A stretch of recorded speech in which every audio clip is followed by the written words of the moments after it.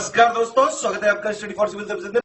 यदि study for civil services के छात्र हैं तो ये वाला टेलीग्राम जरूर ज्वाइन करके रखिए। यूट्यूब चैनल में हमारे साथ है तो भी ये वाला टेलीग्राम ज्वाइन करना बहुत ज्यादा जरूरी है। सारे नोटिफिकेशन, सारे अपडेट, सारे मोस्ट इंपोर्टेंट ट्रिक्स, सारा रिवीजन सब कुछ यहाँ पे बताया जाता है। दोस्तों, यूपीपीसीएस मेंस में सामान्य हिंदी के प्रश्न पत्र को बेहतर ढंग से हल करने के लिए यहाँ पर प्रैक्टिस के उद्देश्य से ये सीरीज शुरू की गई थी, जिसमें कि टेस्ट नंबर 5 आज आप देख रहे हैं।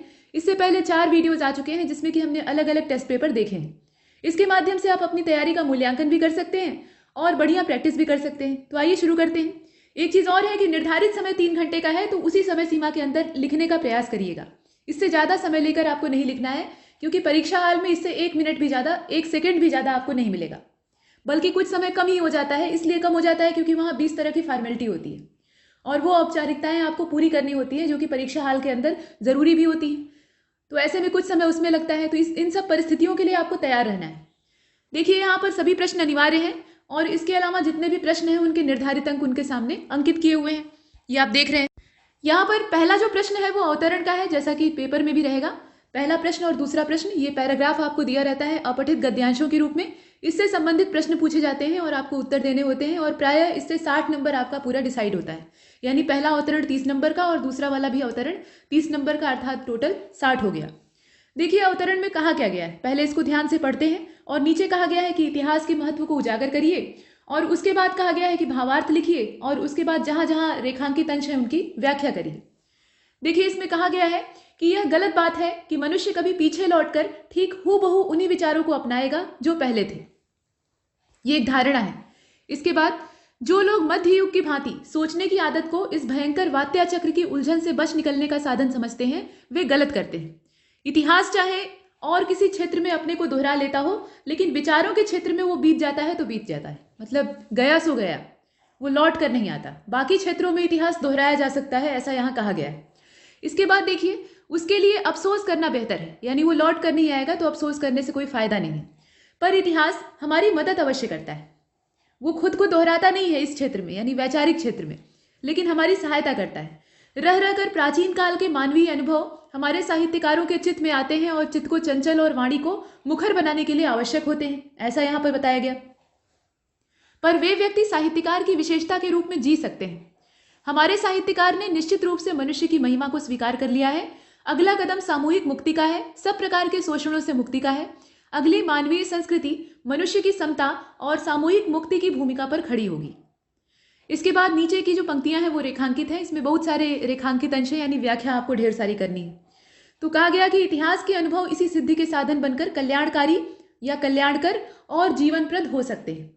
इस प्रकार से ये पूरा अवतरण है। इसमें इतिहास के विषय में कहा गया शुरुआत से कि इतिहास अपने खुद को दोहराने के ऊपर विचार करता है, लेकिन अन्य क्षेत्रों में जो वैचारिक क्षेत्र होता है, सोचने विचारने की क्षमता होती है मनुष्य की, वो पहले की जैसी अब नहीं हो सकती। इतिहास इस मामले में रिवर्स नहीं होता है, लेकिन साहित्यकार की वो मदद कर सकता है। जो प्राचीन काल के विचार हैं उनसे साहित्यकार को एक हिंट मिल सकता है और वो अपनी रचनाओं में उन्हें उड़ेल सकता है।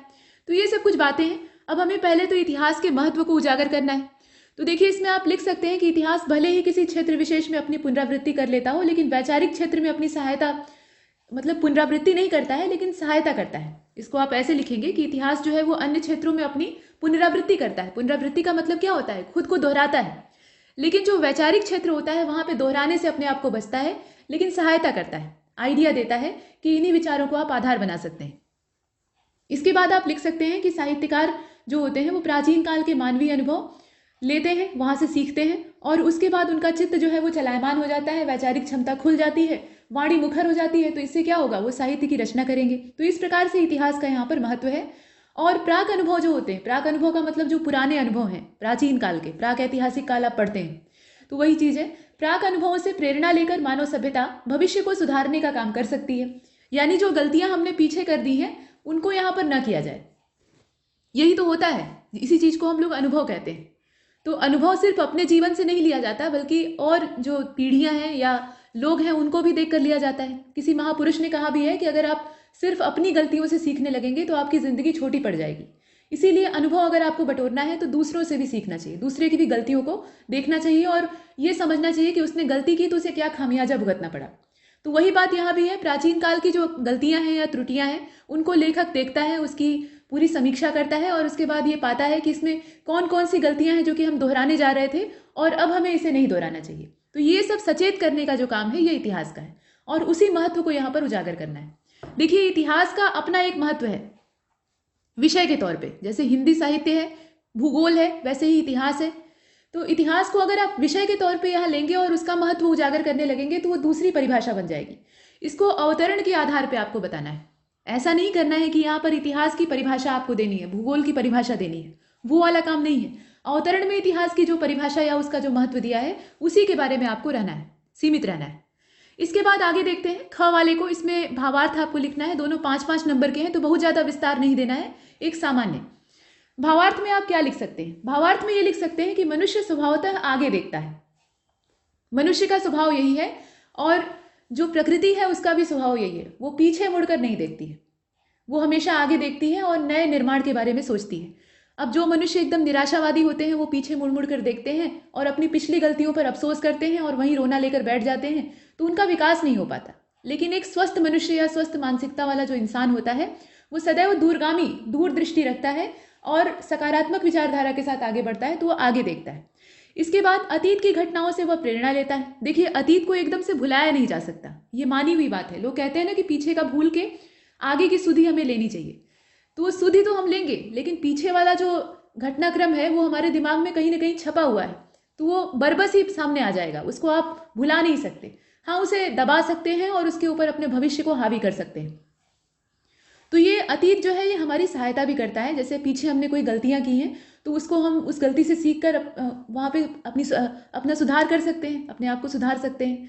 तो इससे क्या होगा, सफलता मिलने की संभावना बढ़ जाएगी। जैसे सपोज दैट कोई कॉम्पिटिटिव एग्जाम आप दे रहे हैं, तो उसमें आप पीछे जो पिछला अटेम्प्ट आपका था उसमें आपने ढेर सारी गलतियां की, मान लीजिए मॉक टेस्ट पेपर नहीं हल किए या पर्याप्त मात्रा में रिवीजन नहीं किया, इस प्रकार की कुछ चीज़ें, या कुछ सेगमेंट जो सिलेबस का इंपॉर्टेंट था वो आपने छोड़ दिया और इस वजह से आपको परीक्षा में असफलता हाथ लगी मेहनत करने के बावजूद। तो ऐसे में आप उन पिछली गलतियों से अगर सीखते हैं तो अगले वाले अटेम्प्ट में क्या होगा, आपने उन गलतियों को दूर कर लिया। तो जब गलतियां दूर हो गई तो असफलता का कोई कारण ही नहीं है, तो आपको सफलता मिलनी है।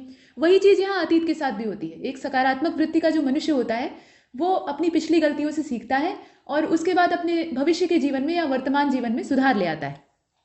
तो ये चीज़ें आप लिखेंगे। इसके बाद आप ये लिखेंगे कि प्राचीन काल के जो मानवीय अनुभव होते हैं उनसे प्रेरणा लेकर साहित्यकार साहित्य का सृजन करते हैं।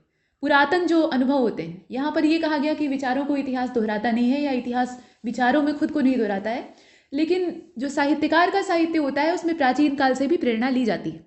साहित्यकारों ने मानवीय गरिमा का व्याख्यान किया है और इनका अगला कदम जो है वो सर्वमुक्ति का है। मतलब पहले क्या करते हैं, ये मानवीय जो सत्ता है, मानवीय जो गरिमा है या मानवता है उसका बखान करते हैं, बताते हैं कि उसकी असल परिभाषा क्या होनी चाहिए, उसके अंदर कौन कौन से गुण होने चाहिए और कौन कौन से दोष विद्यमान है जिन्हें की दूर करने की आवश्यकता है। तो उन सब चीज़ों की ये व्याख्या कर रहे हैं। इसका मतलब क्या है, जो भविष्य के साहित्यकार होंगे वो सर्वमुक्ति की धारणा पर ध्यान देंगे, यानी सबकी मुक्ति हो, सबका यहाँ पे मोक्ष हो या निर्वाण की प्राप्ति हो।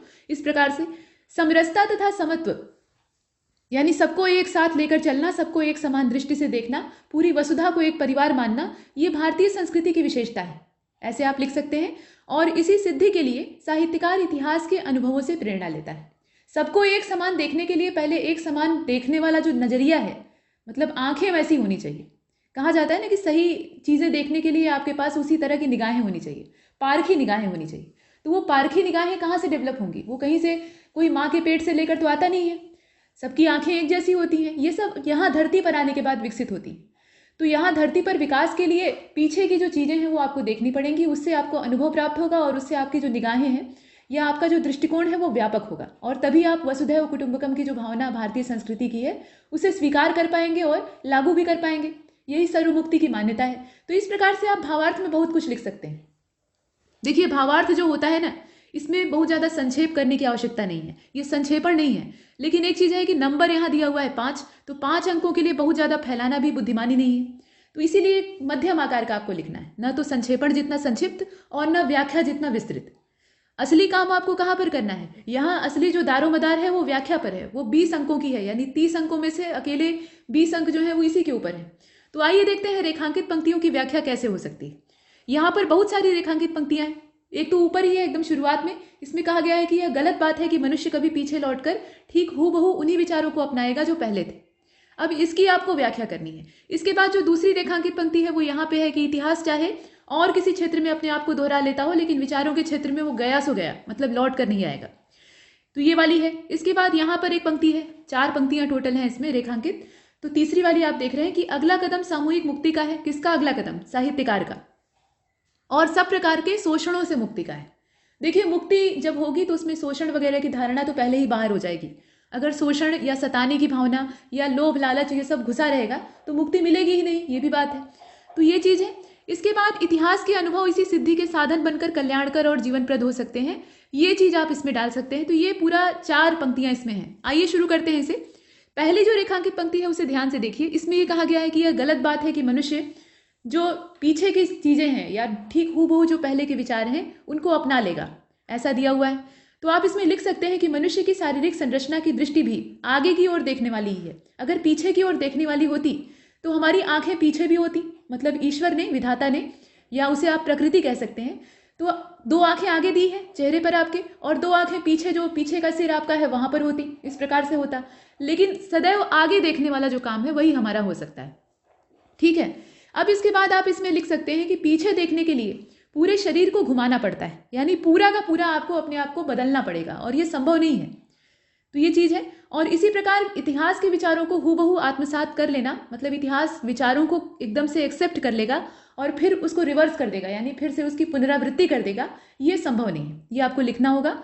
और मनुष्य को अपने भले बुरे का विवेक रहता है, मतलब मनुष्य जो है अगर बुद्धिमान इंसान है, एकदम मूढ़मती नहीं है, तो वह अपना अच्छा बुरा समझता है। अब ये बात अलग है कि वो मन के वशीभूत होके या किसी लालच के वशीभूत होके कभी कभी गलत एक्शन ले लेता है, तो उसका भी उसको परिणाम भुगतना पड़ता है। लेकिन उसकी अंतरात्मा जो है वो हमेशा उसे सचेत करती है कि ये वाला काम गलत है, इसमें मत पड़ना, फंस जाओगे। लेकिन वो उसे नज़रअंदाज करता रहता है फिलहाल। तो यहाँ पर आप लिखेंगे कि मनुष्य जो है वो अपना भला बुरा सोच सकता है और उसी के अनुसार कार्यशील रहता है, यानी इतिहास रिवर्स नहीं होता, लौटता नहीं है। यहाँ मनुष्य को अपने अनुभवों से खुद सीखना होता है और उसके बाद उसी के हिसाब से एक्शन लेना होता है। ये कुछ बातें हैं। इसके बाद जो अगली रेखांकित पंक्ति है जरा उसे देख लीजिए। इसमें कहा जा रहा है कि इतिहासकार चाहे और किसी क्षेत्र में अपने आप को दोहरा लेता हो, माफ कीजिएगा यहाँ इतिहास है, ठीक है, इतिहास चाहे किसी और क्षेत्र में अपने आप को दोहरा लेता हो, लेकिन विचारों के क्षेत्र में वो चला गया सो चला गया, इस प्रकार से दिया हुआ है। तो आप इसको कैसे व्याख्या करेंगे, जरा इसे गहराई से सोचिएगा। अच्छा, एक चीज और है, देखिए, जब किसी अवतरण को आप पढ़ते हैं तो 2-3 बार पढ़ेंगे, कम से कम 2 बार 3 बार, उससे ज्यादा पढ़ने की नौबत नहीं आएगी, इतने में समझ में आ जाएगा। तो उसके बाद एक धारणा विकसित कर लीजिएगा कि ये जो पूरा अवतरण है या पूरा गद्यांश है, ये अपठित गद्यांश है, इसके अंदर असल में क्या कहना चाह रहा है, मतलब जो लेखक है उसका उद्देश्य क्या है। वो उद्देश्य अगर आप पकड़ लेंगे तो आपको शीर्षक भी मिल जाएगा और आप व्याख्या भी बहुत बढ़िया करेंगे, भावार्थ भी अच्छा लिखेंगे। कहने का मतलब ये है कि अवतरण आपको अच्छे से समझ में आना चाहिए। कुछ लोग जल्दबाजी करते हैं, वो देखते हैं कि व्याख्या करनी है तो पकड़कर उसी लाइन को और उसी की व्याख्या कर लेते हैं, तो इससे अर्थ का अनर्थ हो जाता है। सिर्फ आप अकेले इस पंक्ति को अगर अलग करके देखेंगे, मतलब यहां से लेकर, यह गलत बात है कि मनुष्य कभी पीछे लौटकर ठीक हूबहू उन्हीं विचारों को अपनाएगा जो पहले थे। अब इतनी ही पंक्ति को आप इससे एकदम काट लीजिए, इस अवतरण से निकालकर एकदम पृथक कर लीजिए और इसको अकेले मानकर व्याख्या करिए, तो व्याख्या का जो स्वरूप है वो बदल जाएगा और वो बदला हुआ स्वरूप एग्जामिनर को पसंद नहीं आएगा। जो परीक्षक आपकी कॉपी चेक करेगा वो ये चाहता है कि आप अवतरण के आधार पर ही सब कुछ करिए। कॉम्प्रिहेंशन वाले जितने क्वेश्चन होते हैं, चाहे वो IAS के हो या UPPCS के हो या चाहे जहां आए, उसमें अगर आपको व्याख्या करनी है या एक पैराग्राफ पढ़कर कुछ प्रश्नों के उत्तर देने हैं, ये CSAT वाले में भी होता है और CSAT में जो UPSC का CSAT होता है उसमें अच्छे खासे गद्यांश दिए जाते हैं, कॉम्प्रिहेंशन जिन्हें आप कहते हैं, और उनमें प्रश्न लोग गलत करते हैं। गलत क्यों करते हैं? क्योंकि वो अपनी बुद्धि लगाना शुरू कर देते हैं। अवतरण के हिसाब से आपको चलना होता है। जो कॉम्प्रिहेंशन के लिए पैरा आपको दिया हुआ है उसमें जैसा कहा जा रहा है, वो जिधर आपको घुमा रहा है, हेर फेर रहा है, वैसे चलते रहिए। अब इसमें यह कहा गया है कि इतिहास विचारों को दोहराता नहीं है। अब आपके मन में आएगा कि इतिहास विचारों को दोहरा सकता है, लेकिन वो वाली विचारधारा इसमें जोड़नी नहीं है। आपको अवतरण के कहे अनुसार इसी की आज्ञा का पालन करना है, क्योंकि आपको अच्छे नंबर पाने हैं और अच्छे नंबर ऐसे ही मिल सकते हैं। तो पंक्तियों को एकदम से स्वतंत्र करके व्याख्या नहीं करनी है, उसे अवतरण के साथ जोड़ कर देखना है। यानी आगे और पीछे की जो वाक्य हैं, किसी भी एक वाक्य का अपना कोई मतलब नहीं होता। हालांकि कहा जाता है कि वाक्य अगर बना है हिंदी साहित्य में तो सेंटेंस की जो परिभाषा आप देखते हैं तो वो अपने आप में एक पूर्ण अर्थ रखता है, ठीक है, लेकिन अगर वो पूरी एक गद्यांश का हिस्सा है तो गद्यांश से उसका अर्थ जुड़ा हुआ होता है, इसीलिए इसको आगे पीछे देखकर उसके हिसाब से व्याख्या करिएगा। तो चलिए देखते हैं अगले वाले को। इसमें पहले वाले को हमने देखा, दूसरे वाले में ये कहा गया है कि इतिहास चाहे और किसी क्षेत्र में अपने को दोहरा लेता हो, लेकिन विचार के क्षेत्र में वो गया सो गया। तो हमने देखा कि मनुष्य जो है उसकी आंखें आगे होती हैं, पीछे नहीं होती हैं। मतलब परमात्मा ने उसे सदैव आगे देखने के लिए बनाया है, पीछे मुड़कर देखने के लिए नहीं बनाया है। अगर वो पीछे मुड़ मुड़ कर देखता रहेगा तो वो आगे नहीं बढ़ पाएगा, क्योंकि पीछे का विजन उसका है नहीं, उसकी आंखें पीछे नहीं लगी हैं, तो उसे अपनी गर्दन घुमानी पड़ेगी या पूरा ही टर्न लेना पड़ेगा, पलटना पड़ेगा। तो ऐसे में वो आगे बढ़ पाएगा? कभी नहीं बढ़ पाएगा। इसीलिए हमेशा आगे देखना चाहिए, ये बात है। तो इसमें आप आगे क्या लिखेंगे, जैसे देख लीजिए, इसमें कहा गया है कि विचारों के क्षेत्र में गया सो गया। तो इसमें वही बात है कि मनुष्य जो है वो अपना अच्छा बुरा समझ सकता है। तो वैचारिक जो क्षेत्र होता है वहाँ पर मनुष्य अपने अनुभवों से सीख सकता है, लेकिन इतिहास उसकी यहाँ पर सहायता नहीं करेगा। हाँ, उसे ये बता देगा कि बीते हुए समय में क्या हुआ था। ठीक है, इसके बाद आगे चलते हैं, तीसरे वाली पंक्ति को देख लेते हैं। इसमें ये कहा गया कि अगला कदम सामूहिक मुक्ति का है, मतलब इतिहासकार का। अब देखिए यहाँ पर अगर आप पंक्ति को इतना ही अलग कर लेते हैं तो इससे कोई मतलब नहीं निकलेगा। अगला कदम सामूहिक मुक्ति का है। अब किसका अगला कदम सामूहिक मुक्ति का है? मानव जाति का है, या किसी व्यक्ति विशेष का है, या किसी और चीज का है? यहाँ ये अर्थ आपको नहीं निकलने वाला, इसलिए आपको अगल बगल से यहाँ प्रेरणा लेनी होगी। तो यहाँ से आप पढ़ना शुरू करेंगे इसको, कम से कम पीछे आगे की एक एक लाइन और पढ़ लीजिएगा, इससे ज्यादा क्लियर आपको अर्थ समझ में आएगा। हमारे साहित्यकार ने निश्चित रूप से मनुष्य की महिमा को स्वीकार कर लिया है और अब अगला कदम जो है वो सामूहिक मुक्ति का है। तो इतिहासकार का यहाँ कदम है। तो इतिहासकार क्या चाहता है? पहले तो ये चाहता है कि मनुष्य अपने अवगुणों को दूर करे, और अवगुणों को दूर करने के लिए यहाँ पर वो अपने साहित्य में इतिहास से प्रेरणा लेता है और पीछे की जो गलतियां हैं उनको दूर करके एक आदर्श स्थिति को प्रस्तुत करता है। और ये चाहता है कि समाज उसी का अनुकरण करे, मतलब समाज को वो एक दिशा निर्देश या प्रेरित करता है। साहित्य समाज का दर्पण होता है, तो इसीलिए होता है। साहित्य समाज को दिशा दिखाता है, साहित्य जैसा होगा वैसा समाज बन जाएगा, वैसा मनुष्य बन जाएगा। और मनुष्य ही साहित्य का रचयिता भी होता है, ये भी बात है, और वो इसी समाज में रहता है। तो सब एक दूसरे से इंटरलिंक हैं, जुड़े हुए हैं। तो इसीलिए साहित्यकार पहले क्या करता है? अपने साहित्य में एक आदर्श आइडियल सिचुएशन क्रिएट करता है, कंडीशन खड़ी करता है, और उसके बाद चाहता है कि मानव जाति उसी रास्ते पर चले। अब मानव जाति अगर उस रास्ते पर चलती है, मान लीजिए चलती है, तो इससे क्या होगा? उसकी जितनी भी बुराइयां हैं, जितने भी दोष हैं, वो जाते रहेंगे, यानी खत्म हो जाएंगे। उसके बाद उसके अंदर कोई बुराई नहीं बचेगी, तो निर्वाण का रास्ता एकदम साफ हो जाएगा। जैसे गौतम बुद्ध ने अष्टांगिक मार्ग बताए थे कि उन पर चलकर आप निर्वाण की प्राप्ति कर सकते हैं, तो वही हाल यहाँ भी है। इतिहासकार उसी प्रकार के अष्टांगिक मार्ग अपने साहित्य में डाल देता है। तो ये सब प्रेरणा उसे इतिहास से प्राप्त होती है, और उसका अगला कदम होता है सामूहिक मुक्ति का और शोषणों से मुक्ति का। इस प्रकार से आप इसमें व्याख्या कर सकते हैं। इसके बाद जो अंतिम पंक्तियां हैं जरा उसे देखिएगा। इसमें कहा जा रहा है कि इतिहास के अनुभव इसी सिद्धि के साधन बनकर कल्याणकर और जीवनप्रद हो सकते हैं। यानी इतिहास के अनुभव जो होते हैं, इतिहास में जो कुछ बीता हुआ है वो दर्ज है, लिखा हुआ है। नहीं लिखा है तब तो उसके लिए फिर कुछ और रास्ता अपनाना पड़ेगा, जैसे खुदाई से प्राप्त अवशेष होते हैं या आदि अन्य चीजें हैं। लेकिन अगर लिखित इतिहास है तो ऐसी स्थिति में हमें उसको अपना साधन बनाना है, और इतिहास के अनुभव यहाँ सिद्धि के साधन बन सकते हैं। सिद्धि किस प्रकार की है? सामूहिक मुक्ति को ही यहाँ पर सिद्धि कहा गया है, वही जीवन का परम लक्ष्य है। और गीता का जो उपदेश है उसमें भी मोक्ष की प्राप्ति पर ही बल दिया गया है। तो मोक्ष या निर्वाण या मुक्ति ये एक ही बात है। यहाँ आत्मा जो है वो जन्म मरण के चक्र से मुक्त हो जाती है और परमात्मा यानी अपनी परम सत्ता में विलीन हो जाती है, और एकदम से जो अच्छा वाला आनंद है उसकी प्राप्ति करती है। तो ये बात है। अब यहाँ वही सिद्धि का साधन बनकर इतिहास जो है वो कल्याणकारी हो जाएगा और जीवनप्रद हो जाएगा, लेकिन बशर्ते इतिहास से सीखा जाए, न कि उसको सिर्फ पढ़कर किताबों में बंद करके रख दिया जाए। तो ये कुछ व्याख्या के तरीके हो सकते हैं। यहाँ दृष्टिकोण दिया गया आपको, व्याख्या का कोई स्क्रिप्ट आपके पास नहीं है, आपको अपने तरीके से करनी है। यहाँ पर आप सोच रहे होंगे कि स्क्रिप्ट क्यों नहीं दिखाई गई, तो उसका उद्देश्य यही है। देखिए, व्याख्या की कोई रटंत विद्या आपको नहीं अपनानी, यहाँ पर अपने विचारों को रखना है और अपने विचारों के आधार पर ही व्याख्या करनी है, तभी आपको नंबर भी मिलेगा।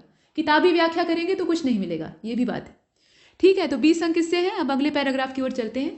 इसमें कुछ अलग ही कहा गया है। सम्राटों के अतीत जीवन लीला के ध्वस्त रंगमंच वैषम्य की एक विशेष भावना को जगाते हैं, ऐसे एक सेंटेंस है। इसके बाद जिसमें जिस प्रकार के भाग्य के ऊंचे ऊंचे उत्थान का दृश्य निहित रहता है, वैसे ही गहरे पतन का भी होता है। मतलब ये सम्राटों के जीवन के बारे में कहा जा रहा है। राजा महाराजा जो होते हैं, धनी सत्ताधारी लोग होते हैं, राजा, यहाँ पे राजशाही की बात की जा रही है तो राजा तक ही रहेंगे। तो ऐसे व्यक्ति जो होते हैं वो एक रंगमंच की तरह से होते हैं, जिसमें कि एक शुरुआत होती है, मतलब पहले यवनिका होती है और उसके बाद फिर पटाक्षेप होता है। तो ये सब चीज़ें हैं और ये विशेष भावना को जागृत करती हैं। और भाग्य जो है इनका एक समय होता है कि चरम सीमा को चूमता है, यानी शिखर पर होता है और उसके बाद धीरे धीरे इनका पतन होता है। आपने इतिहास अगर पढ़ा है, अभी पीछे इतिहास की ही चर्चा हो रही थी, तो आपने देखा होगा कि कोई भी राजवंश, कोई भी डायनेस्टी जो है वो पहले एकदम शिखर पर पहुंचती है। जैसे मौर्य साम्राज्य, ये चंद्रगुप्त मौर्य से खड़ा होना शुरू हुआ और उसके बाद अशोक के समय तक एकदम शिखर पर था, और उसके बाद धीरे धीरे इसमें पतन होने लगता है। तो ये हर राजा के साथ या हर राजवंश के साथ होता है। तो इनका वैभव एक न एक दिन समाप्त हो जाता है। तो उत्थान होता है, उसके बाद गहरा पतन भी होता है। जितना ऊंचा उत्थान होता है उतने ही ये लोग गर्त में चले जाते हैं। इसके बाद यहाँ और भी चीजें हैं और उसी की हमें व्याख्या भी करनी है, तो इसे आप इसमें उदाहरण के तौर पर भी दे सकते हैं। देखिए, व्याख्या में एग्जाम्पल दिया जा सकता है।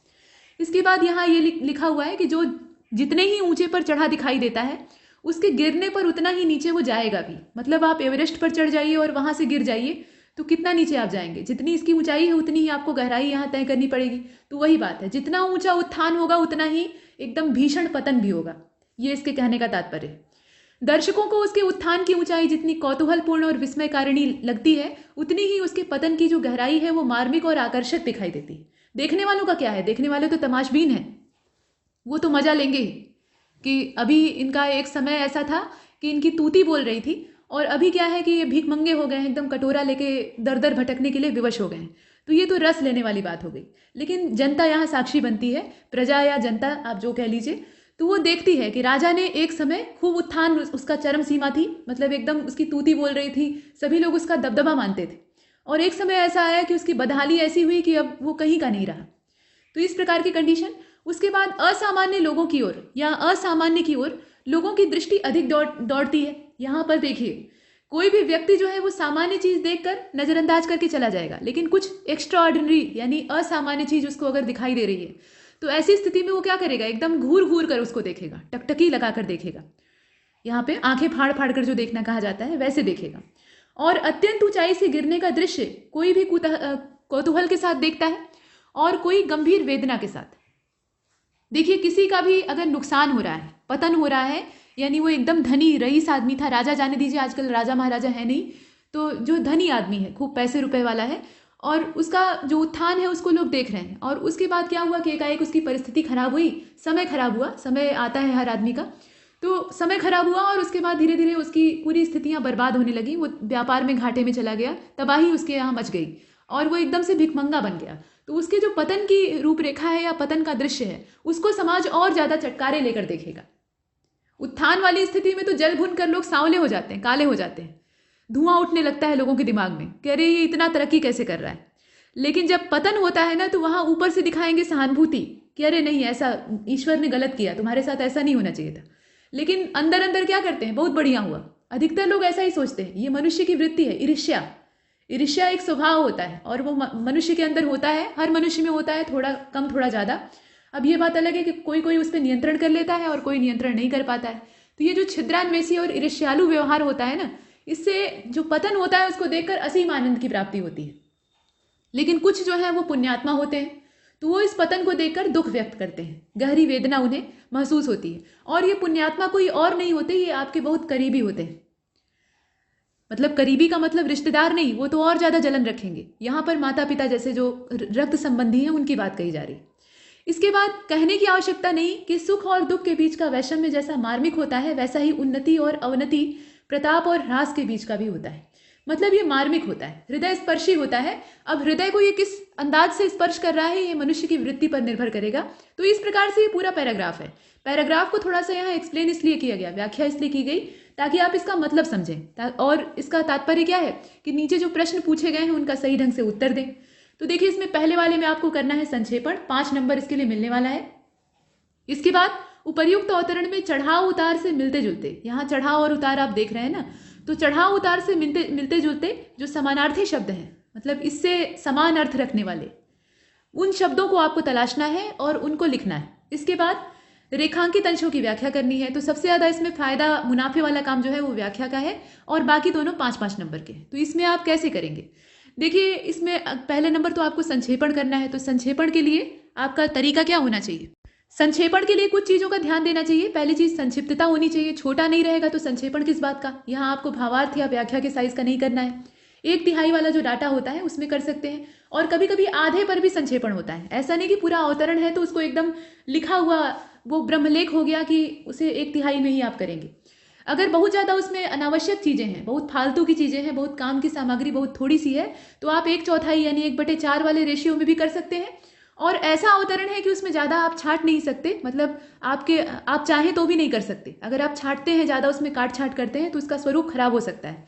तो आप आधे आधे वाला भी कर सकते हैं, यानी आधी चीज़ उससे निकाल दीजिए और आधा उसमें लिख दीजिए, ऐसा भी कर सकते हैं। और वैसे एक आदर्श स्थिति जो है वो 1/3 की होती है। तो आइए देखते हैं इसमें संक्षेपण कैसे हो सकता है। संक्षेपण में आप ये लिख सकते हैं कि सम्राटों का जो अतीत है वो अत्यंत द्वंद्वात्मक होता है, द्वंद्व युक्त होता है, और कभी जीवन में विकास का सर्वोत्तम शिखर होता है और कभी पतन का पूरा गहरा गर्त होता है, खाई होती है। दर्शक इनके उत्थान के विषय में कौतूहल रखते हैं, मतलब आश्चर्य व्यक्त करते हैं कि अरे ये इतने कम समय में इतनी ज़्यादा तरक्की कैसे कर लिया। और पतन पे मार्मिक हो उठते हैं, उनका हृदय जो है वो मर्मस्पर्शी पीड़ा से करा उठता है। पीड़ा होती है कुछ लोगों को खुशी होती है, गुदगुदी होती है। और जिस प्रकार सुख और दुख का वैविध्य मार्मिक होता है, वैसे ही उत्थान और पतन भी जगत में द्वंद्व के समान विद्यमान रहते हैं। तो इस प्रकार से आप एक सामान्य संक्षेपण कर सकते हैं। ये एक आइडिया है, इसको आप अपने ढंग से करेंगे तो और बेहतर बनेगा। लिखेंगे अपने हाथ से तो अपनी लेखनी सबसे ज़्यादा फायदेमंद होती है। इसके बाद यहाँ पर चढ़ाव उतार से मिलते जुलते जो शब्द हैं उन्हें खोजना है, प्लस समानार्थी भी खोजना है। तो यहाँ समानार्थी पता नहीं आपको मिलेगा या नहीं, देख लीजिए। वैसे अगर देखा जाए तो चढ़ाव उतार का समानार्थी यहाँ नीचे आपको दिखाई दे रहा है, उन्नति और अवनति। उन्नति मतलब क्या होता है? उन्नयन यानी प्रगति, और अवनति मतलब ढलान या पतन जिसे आप कह सकते हैं। तो यहाँ पे चढ़ाव उतार के ये समानार्थी हो सकते हैं। इस प्रकार से और भी शब्द इसमें अगर आपको मिले तो आप लिख सकते हैं। यहाँ पे ऊंचे से ऊंचे और फिर नीचे से नीचे, इस प्रकार से आप ढूंढ सकते हैं। तो ये चीज़ें हैं, चढ़ाव उतार वाला जो है उसको आप ढूंढ लीजिएगा। इसमें पेयर खोजना था, जैसे आप राइमिंग खोजते हैं ना, राइमिंग वर्ड, वैसे ही होता है। इसमें दिन और रात के समान उत्थान और पतन, ये एक दूसरे के विपरीतार्थी हैं, मतलब जो विपरीत अर्थ वाले शब्द हैं वो भी ढूंढने के लिए आ सकते हैं। यहाँ तो समानार्थी का है, तो फिलहाल यहाँ उन्नति और अवनति लिखकर भी आप यहाँ काम चला सकते हैं। 5 नंबर इसमें मिल जाएगा, मैक्सिमम मिलेगा, क्योंकि थोड़ा सा इसमें लिखना था। इसके बाद चलते हैं असली काम पे, यानी रेखांकित अंशों की व्याख्या पे। तो इसमें देख लीजिए कितने रेखांकित अंश हैं। इसमें पहला रेखांकित अंश आपको यहाँ ऊपर दिख रहा है, जिसमें कहा गया है कि उसमें जिस प्रकार से भाग्य के ऊंचे से ऊंचे उत्थान का दृश्य निहित होता है, वैसे ही गहरे पतन का भी होता है। इसकी आपको करनी है व्याख्या। तो इसमें आप क्या लिखेंगे? इसमें लिख सकते हैं कि सम्राटों का जो पीछे का जीवन होता है, भूतकालीन जीवन होता है, वो एक ध्वस्त रंगमंच के समान विशेष भावना को जगाता है।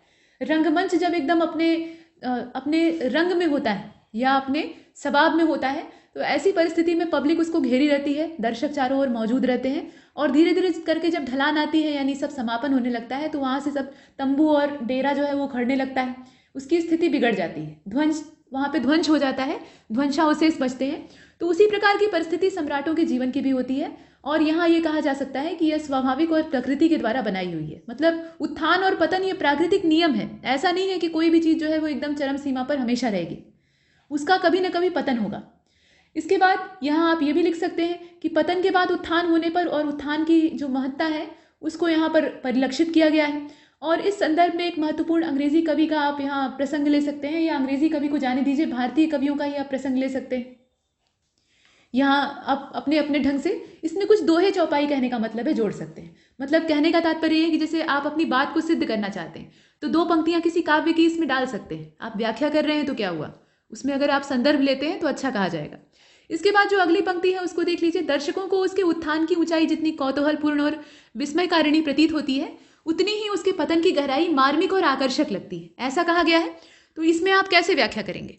देखिए, इसमें आप लिख सकते हैं कि जो उत्थान होता है उसमें लोग आश्चर्य ये करते हैं, मतलब दर्शकों को ये आश्चर्य होता है कि ये व्यक्ति जो है इतने कम समय में इतनी तरक्की कैसे कर गया, और लोग मुंह फाड़कर और आंखें खोलकर उसे देखते हैं और कौतूहल व्यक्त करते हैं। और उसमें 2 तरह के हृदय वाले मनुष्य होते हैं, एक तो बुरे हृदय वाले होते हैं और कुछ जो है वो धर्मात्मा साधु हृदय के होते हैं। तो जो बुरे हृदय के या बुराइयों से युक्त लोग होते हैं, सामान्य मानव प्रवृत्ति जो होती है वो ईर्ष्या की भावना से एकदम जल उठती है, उसमें कुढ़न पैदा होती है कि हम भी ऐसा कर सकते थे लेकिन उसे मिल गया। और इस प्रकार से ईर्ष्या की भावना यहाँ पे उसके अंदर जलती रहेगी, और जब पतन होगा तो वो आदमी उतना ही खुश होगा। कहा जाता है कि सबसे सुखी मनुष्य वही है जिसका कि पड़ोसी दुखी है।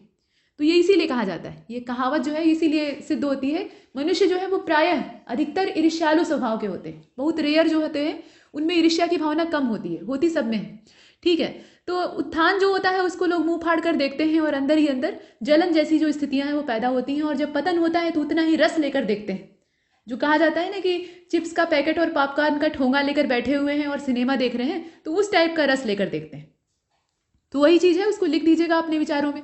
इसके बाद यहाँ पर जो अगली अंडरलाइन की हुई पंक्ति है उसमें कहा जा रहा है कि अत्यंत ऊंचाई से गिरने का दृश्य कोई कुतूहल के साथ देखता है और कोई गंभीर वेदना के साथ। यहाँ वही मानव वृत्ति की बात की जा रही है। मतलब मनुष्य जो है वो एक जैसे नहीं होते हैं, अधिकतर जो है वो ईर्ष्या से जलते रहते हैं। उनके अंदर यही छिद्रान्वेषी भावना होती है, दूसरे की तरक्की वो देख नहीं पाते।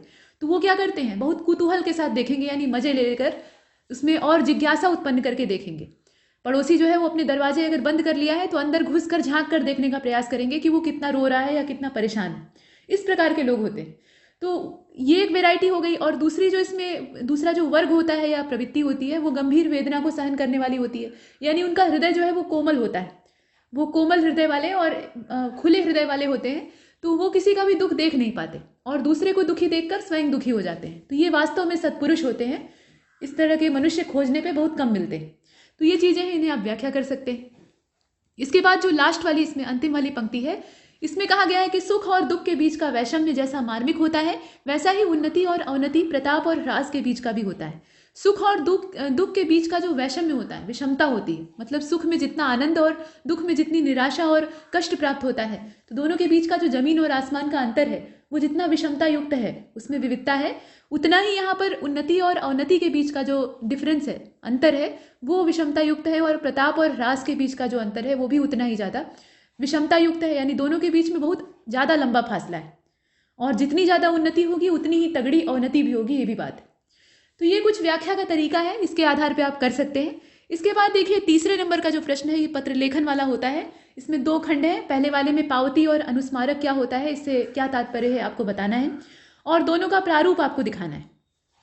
प्रारूप का मतलब यहाँ बता दिया गया है कि पूर्ण पत्र लिखने की आवश्यकता नहीं है, केवल ढांचा बना दीजिए, मतलब कैसे उसको फ्रेम किया जाता है, तो फ्रेम आपको बनाकर दिखाना है। इसके बाद जो ख वाला है उसमें आपको एक पत्र लिखना है जो कि अर्ध सरकारी पत्र है। तो पहले क वाले को देखते हैं, उसके बाद तब ख वाले को देखेंगे। क वाले में आपको परिभाषाएं देनी है और ढांचा बनाना है। पावती और अनुस्मारक क्या होता है ये पहले आपको पता होना चाहिए। तो पावती मतलब एक्नॉलेजमेंट की बात की जा रही है और अनुस्मारक मतलब रिमाइंडर की बात की जा रही है। दोनों का अपना अलग अलग उद्देश्य होता है और सरकारी कामकाज में प्रायः इनका इस्तेमाल होता है। देखिए ये पावती की परिभाषा है, बहुत लंबी परिभाषा आपको नहीं देनी है, बस इतनी कि अर्थ स्पष्ट हो जाए। यहाँ ये कहा गया है कि जब कोई मंत्रालय, विभाग, कार्यालय या अन्य विभाग कार्यालय से प्राप्त पत्र की प्राप्ति की सूचना भेजता है, जैसे मान लीजिए किसी डिपार्टमेंट से कोई लेटर जो है वो किसी और डिपार्टमेंट में भेजा गया, यहाँ पर जाकर उस डिपार्टमेंट ने, मतलब यहाँ जो विभाग है उसने उसे रिसीव कर लिया, ले लिया, तो उसके बाद इस वाले डिपार्टमेंट को ये कैसे मालूम होगा कि पत्र पहुंच गया? तो वो क्या करता है, एक एक्नॉलेजमेंट लेटर भेजता है कि मेरे पास जो है ये रिसीविंग हो गई है, मैंने इसे प्राप्त कर लिया है। उसी को कहा जाता है पावती, यानी मैंने पा लिया है और उसका जो प्रमाण है वो मैं आपको भेज रहा हूँ, यही चीज़ है। तो पाने की जो सूचना होती है उसको पावती कहा जाता है। इंग्लिश में आप इसे एक्नॉलेजमेंट कहते हैं, यानी जानकारी के लिए फिर सूचित किया जाता है। और यह औपचारिक होता है, इसमें अनौपचारिकता नहीं होती है। जैसे सरकारी पत्र में औपचारिकता होती है, वैसे सदी नपी भाषा का इसमें इस्तेमाल करना होता है। रूपरेखा पहले से तय होती है, तो हर पत्र की अपनी रूपरेखा होती है। देखिए यहाँ ढांचा बनाया गया है, ढांचे में नमूना है आपका, इसमें यहाँ जो पत्र संख्या है वो आपको डालनी है। भारत सरकार मानव संसाधन एवं विकास मंत्रालय, केंद्रीय हिंदी निदेशालय, इस प्रकार से बना हुआ है। तो इसको आप चाहें तो यहाँ मंत्रालय, विभाग इस तरह करके छोड़ सकते हैं। यहाँ पर आपको पता और दिनांक देना होता है, ये हर पत्र में प्रायः दाहिनी ओर होता है। यहाँ पर सेवा में और श्री जिन जने को भेज रहे हैं आप उनका नाम लिखेंगे, या उनका जो पद नाम वगैरह है वो लिखेंगे। उसके बाद विषय, इसमें जैसे सरकारी पत्र में औपचारिकता होती है, लिखा जाता है, वैसे यहाँ विषय लिखना होता है। तो प्राप्ति की सूचना, विषय क्या है, किसी चीज की प्राप्ति की सूचना। तो यहाँ जिस प्रकार का पत्र है, जैसा पत्र है, उस प्राप्ति की सूचना को आप लिख सकते हैं कि मतलब इस विषय पर आपका जो पत्र था, पत्र संख्या का भी चाहे तो आप उल्लेख कर सकते हैं, उसकी प्राप्ति की सूचना। उसके बाद प्रिय महोदय, तो यहाँ देखिए प्रिय शब्द का इस्तेमाल किया गया है। वैसे ये औपचारिक पत्र है तो यहाँ औपचारिकता निभानी है हमें, तो प्रिय शब्द को आप हटा ही दे तो बेहतर रहेगा, डायरेक्ट आप महोदय लिखिए, ठीक है। तो महोदय आपने लिखा, और उसके बाद आपका लेख, शीर्षक और लेख का जो भी शीर्षक है वो प्राप्त हुआ, ये नमूना है। आप चाहें तो इसको प्लेन छोड़ सकते हैं। यहाँ चूंकि कहा गया है ना कि लिखित प्रारूप आपको नहीं देना है, लेकिन अगर लिखना चाहें तो ये आइडिया आपको देगा ये पत्र। यहाँ पर आप जो लाइन है इसको रिक्त ऐसे लाइन खींचकर छोड़ सकते हैं और उसके बाद नीचे जो भेजने वाला व्यक्ति है भवदीय, उसका हस्ताक्षर क ख ग और पद नाम वगैरह ये सब लिखा जाएगा। ये आपका एक्नॉलेजमेंट का स्वरूप है। तो आप देख रहे हैं कि ये सरकारी पत्र जैसा है, तो सरकारी पत्र वाला ही पूरा ढांचा इसमें इस्तेमाल किया जाता है, लगभग वही प्रारूप रहता है जिसे कि आपने यहाँ देखा। अब इसके बाद यहाँ अनुस्मारक क्या होता है, कहा गया है ना कि दोनों की परिभाषा और नमूना दिखाइए। तो अनुस्मारक यानी रिमाइंडर, याद दिलाने के उद्देश्य से ये पत्र जो है लिखे जाते हैं। इसमें ये कहा गया है कि जब किसी मामले में कार्यवाही हेतु मंत्रालय, विभाग या कार्यालय जो है वो पत्र को किसी अन्य मंत्रालय या विभाग या कार्यालय में भेजता है और उसके बाद कार्यवाही की अपेक्षा होती है, मतलब उस पत्र पर जो चीज़ें कही गई हैं उससे संबंधित कार्यवाही की उम्मीद की जाती है, लेकिन कोई उत्तर प्राप्त नहीं होता है। मतलब जिस व्यक्ति को आपने पत्र भेजा है या जिस डिपार्टमेंट को भेजा है वो उस पर कोई एक्शन नहीं ले रहा है, एकदम सुस्त पड़ा हुआ है, तो उसको आप चेतावनी देंगे, याद दिलाएंगे। और उसके लिए चेतावनी तो नहीं कह सकते, चेतावनी के लिए अलग चीज़ होती है, यहाँ उसे याद दिलाया जाता है कि भाई आप भूल गए हैं, आपको याद दिलाना था कि ये वाला काम भी करना है। ठीक है, तो यहाँ पर ये जो मंत्रालय या विभाग है, जो भेजने वाला डिपार्टमेंट है, वो एक अनुस्मारक भेजेगा और अनुस्मारक जो है इसका प्रारूप सरकारी पत्र जैसा होता है, वही प्रारूप है। लेकिन अंतर क्या होता है, अंतर यहाँ आप साफ साफ देख रहे हैं, अंतर ये होता है, ये वाला, इसे देख रहे हैं, अनुस्मारक यहाँ लिखा जाता है और इसी से मालूम होता है कि ये कोई गवर्नमेंट लेटर मतलब सरकारी पत्र नहीं है, बल्कि सरकारी पत्र का अनुस्मारक है। तो यहाँ प्रारूप में आप कैसे बनाएंगे, जो सरकारी पत्र का ढांचा है वही बना दीजिए, यहाँ पर अपना पत्रांक डाल दीजिए, यहाँ सरकार, मंत्रालय, विभाग, कार्यालय, यहाँ पे पता दिनांक हो गया, यहाँ सेवा में, और जिस व्यक्ति को आप भेज रहे हैं उसका पद नाम, विभाग वगैरह, पता वगैरह वो डाल देंगे। इसके बाद विषय इसमें लिखा जाता है। और हाँ, एक और अंतर यहाँ सरकारी पत्र की तुलना में होता है अनुस्मारक में, एक तो ऊपर आपको बाईं तरफ, माफ कीजिएगा दाहिनी तरफ का जो हिस्सा है यहाँ ऊपर अनुस्मारक लिखना होता है, जैसा कि आप यहाँ लिखा हुआ देख रहे हैं। और उसके अलावा एक चीज़ और करनी होती है कि यहाँ पर विषय के नीचे आपको संदर्भ लिखना होता है। ये थोड़ा सा इसमें अंतर है, सरकारी पत्र में आप सिर्फ विषय लिखते हैं, यहाँ पर संदर्भ भी आपको देना होगा कि किस संदर्भ में यहाँ पर पत्र पिछला वाला लिखा गया था और उस पर आप ध्यान नहीं दे रहे हैं, ऐसा वाला। तो विषय और संदर्भ यहाँ लिखा जाएगा और बाकी ढांचा वही है जैसे सरकारी पत्र में होता है। महोदय, महोदया, यहाँ बीच में अपना मुख्य भाग, जो मुख्य कलेवर है उसको आप डालेंगे, यहाँ पे जो भेजने वाला व्यक्ति है उसका है, ये सब चीज़ें हैं। अच्छा, एक चीज़ और कि अनुस्मारक में ध्यान क्या देना चाहिए, तो ध्यान वही दो चीज़ें हैं। एक तो स्मरण पत्र या अनुस्मारक जो होता है इसमें समानता होती है, लेकिन दाईं ओर अनुस्मारक लिखा जाता है। मतलब यहाँ पे जो सरकारी पत्र होते हैं और अनुस्मारक दोनों में समानता है, जैसा कि कहा गया कि प्रारूप दोनों का एक जैसा होता है। तो यहाँ पर अंतर कैसे होगा, दाहिनी तरफ वहाँ जहाँ साइड में आपने देखा था वहाँ अनुस्मारक लिखा जाता है, और अगर दूसरी बार भेजना पड़ा, जैसे रिमाइंडर आपने एक बार भेजा, सुनवाई नहीं हुई, तो आपने दोबारा भेजा, तो दोबारा जब भेजेंगे तो दोबारा जब भेजने का जो नंबर है वो आपको अंकित करना पड़ेगा, यानी अनुस्मारक 2 लिखना पड़ेगा, नंबरिंग उसकी करनी पड़ती है। कहने का मतलब ये है कि जहाँ अनुस्मारक आप देख रहे हैं ना, वहीं पर यहाँ साइड में ऐसे सेकेंड डालना पड़ेगा, इसकी संख्या, ताकि पता चल सके कि मैंने दोबारा आपको याद दिलाया है। ठीक है, तो ये आपका अनुस्मारक का प्रारूप है और इतना आपने देखा, इतना लिख देंगे तो पर्याप्त रहेगा। इतने में 10 अंक में से आपको अधिकतम मिल सकता है। आगे चलते हैं। देखिए, जो तीसरे का ख था उसमें हमें एक अर्धशासकीय पत्र लिखना था, और अर्धशासकीय पत्र का जो ढांचा यहाँ पे है उसे देख लीजिए। ये पत्रांक यहाँ पड़ा हुआ है, तो पत्रांक काल्पनिक होता है, इसे आप अपने तरीके से डाल सकते हैं। कार्यालय जिलाधिकारी इलाहाबाद, और यहाँ पे डायरेक्ट बिना किसी औपचारिकता के शुरू कर दिया गया है। एक ध्यान दीजिएगा कि अर्ध सरकारी पत्र जो होता है उसमें विषय नहीं डाला जाता। विषय एक औपचारिक चीज होती है और वो सरकारी पत्रों में ही इस्तेमाल होती है। तो प्रिय मधुप जी, यहाँ पे प्रिय श्री, इस प्रकार के जो संबोधन है वो इस्तेमाल होते हैं। यहाँ बीच में जो कर्मचारियों का हड़ताल और घेराव तोड़फोड़ की आशंका वाली धारणा है, उसी को आधार बना के पत्र लिखना था। तो 2 फरवरी से प्रारंभ होने वाली जो सरकारी कर्मचारियों की हड़ताल है उसमें घेराव और तोड़फोड़ की आशंका है। उक्त स्थिति से कैसे निपटा जाए, इस विषय पर हम आपसे बातचीत करना चाहते हैं, अतएव समय निकालकर आप कार्यालय में आ जाएं। ये अधिकारी से अधिकारी को या समान स्तर के जो समकक्ष होते हैं उनमें पत्र व्यवहार का तरीका होता है, और ये व्यक्ति आधारित होते हैं, यानी एक व्यक्ति दूसरे व्यक्ति को भेजता है। यहाँ कार्यालयों का मतलब नहीं होता है। तो यहाँ सलाह मशवरे के उद्देश्य से ये पत्र लिखा गया है।